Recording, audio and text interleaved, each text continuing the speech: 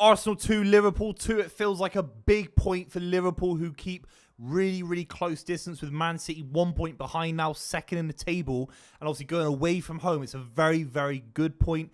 Earned point in the final, 15, 20 minutes of the game. And Arsenal will be a little bit distraught about being 2-1 up and now finding themselves 5 points behind City, and it's only the end of October. And that's not to put massive pressure on Arsenal, because I think Liverpool and Arsenal in this game, the reason they drew 2-2 is because they are very balanced sides. They've both got unbelievable quality. They're both very similar.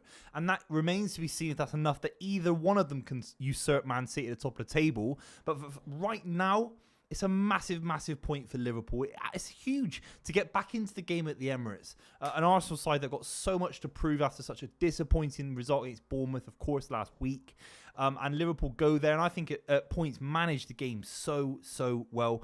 And at points, I'd say bullied Arsenal in the final kind of 20 minutes with the ball. Arsenal weren't able to get out. We'll talk about Arsenal's approach later in the video in the second half. Obviously, Arsenal go 1-0 up.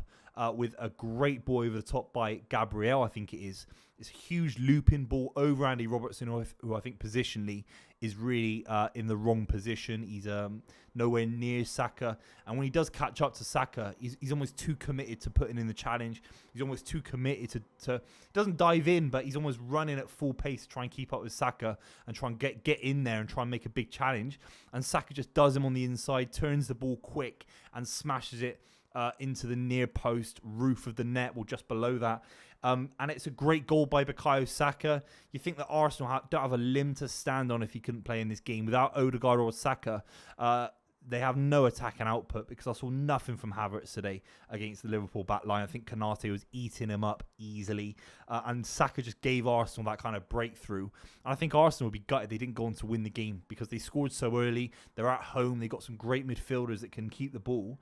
And it never felt like Arsenal got a grip of the game. And Liverpool always dangerous. Liverpool get back in the game 10 minutes later. Virgil van Dijk is a great ball by Trent. It's a very good delivery. And it's not just about whipping the ball in with corners. It's about having the pace on the delivery, that kind of dipping top spin almost on the ball, where the keeper can't really come for it. And it just creates any kind of movement off of a flick, and it's almost going to go straight into the back of the net. It's a great delivery. I mean, there was a lot of great deliveries and long balls today, actually, ironically. When you talk about modern football, particularly Arne Slot coming in, what Arteta used to do at Arsenal, these kind of possession-based modern sides, these disciples of Guardiola. Today in the Liverpool-Arsenal game, lots of lobbing balls over the top, lots of long-range diagonals, and that was quite interesting.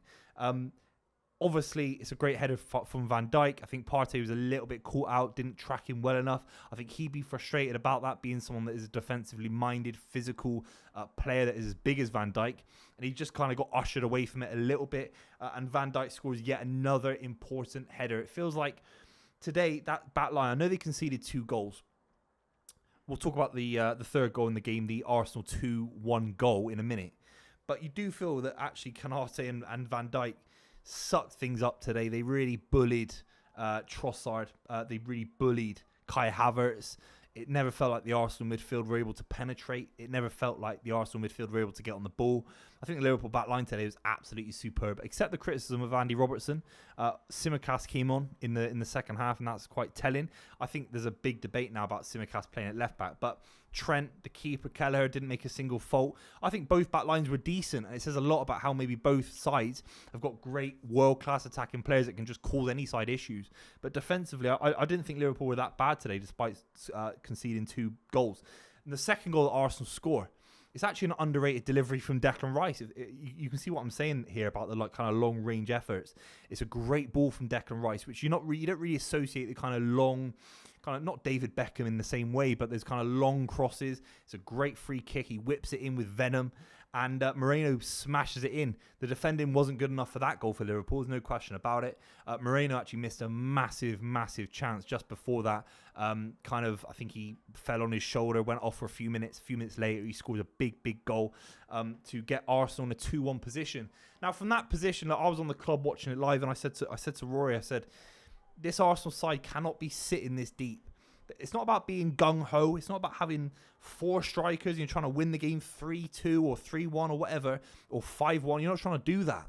I just think there are spells where the Arsenal midfield didn't put their foot on the ball, didn't control the game, and Liverpool were absolutely fantastic of breaking up play and counter-attacking. In the final 20 minutes, they were very, very dangerous, and they created one golden opportunity. The ball from Trent around the corner. Arsenal are overcommitted going forward. I'm not sure what's happening. I'm not sure if it's even justified as a chance why they're that committed. The ball gets won. Trent whips it around the corner, and Darwin Núñez gets control of it, and he nearly falls over it. If you rewatch the highlights, he nearly fell over playing the pass. It was almost like he was at such pace in behind the Arsenal back line. And actually up to that moment in the game, Darwin Núñez, a little bit quiet, obviously had a big role to play down the middle because of Luis Diaz on one side, Salah on the other. I think you'd argue that Núñez isn't a number 9. But he did his work effectively. He pressed hard off the ball and he linked up play decently. Didn't create any chances for himself, really.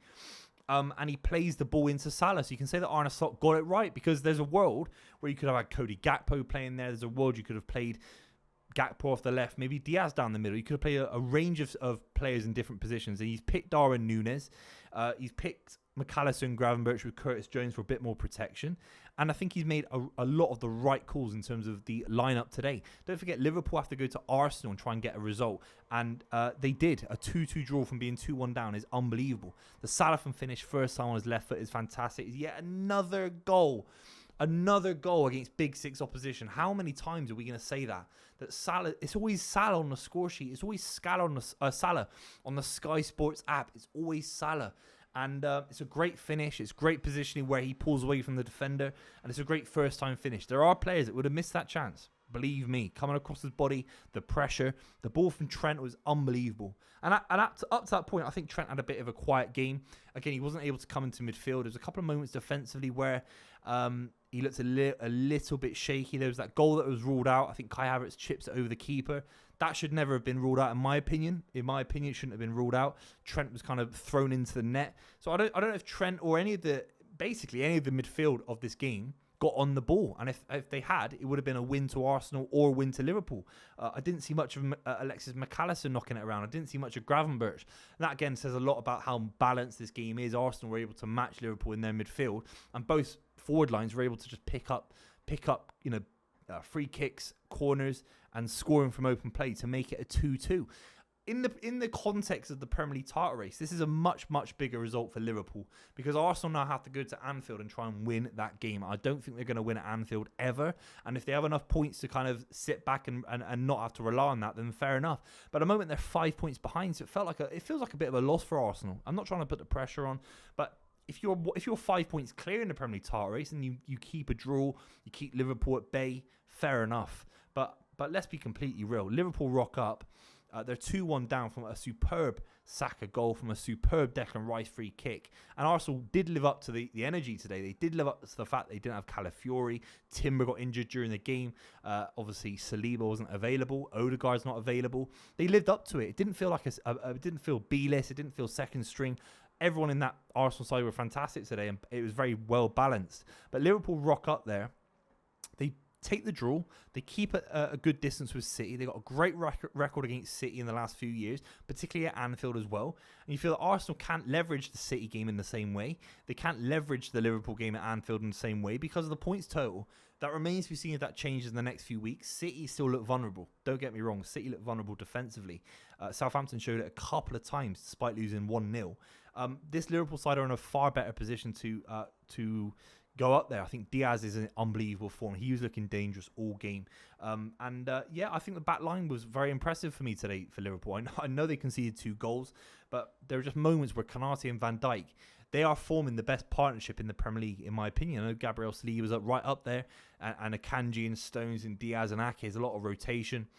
But Konate's physicality, his calmness on the ball, it's really, really good. He put in a very, very good performance today, in my opinion. So did Virgil van Dijk, who obviously picked up a big, big goal for Liverpool as well.